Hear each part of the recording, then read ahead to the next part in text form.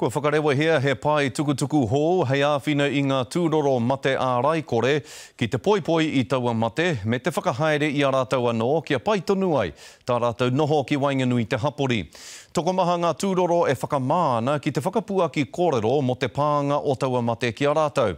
Nā reira, he pai tukutuku tēnei e whai ana I ngā tikanga tū mate iti. Nei rā a Irena Smith. He wāhi mā te hunga kore pirangi te kōrero ki te whakaputa I o rātou whakaro.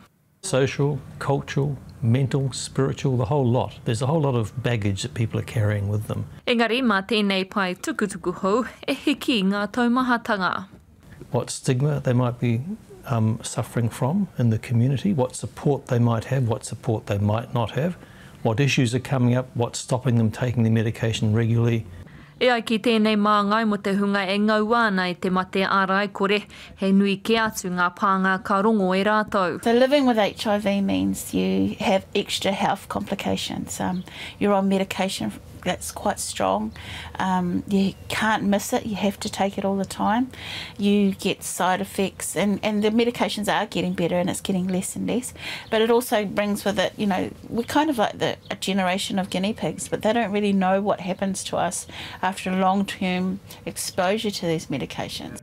Me te mea anō hoki, he ua ka mōhio te tangata me pehia te tia ki iaia mo te ruanga ke o tōna oranga me te mate nei. Because a lot of the people that we support through our organisation actually don't have information on how to live with HIV. They get the diagnosis, they get the medication, but no one actually talks about how do we live with HIV. Ka noho tapu ngā ingoa a ngā tāngata ka whakaki I ngā pātai, he oi ka tā e ia te tuari I ngā kōrero, kia kite atu e tahi, mena he oritenga he rerekētanga rānei o roto.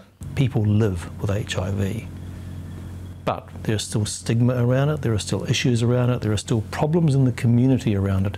He rau e mi hei whakaara ke anō I ngā kōrero, I mua I te rā whakamatara I te ao ki te mate ārai kore katua te praere. Irena Smith, Te Karere.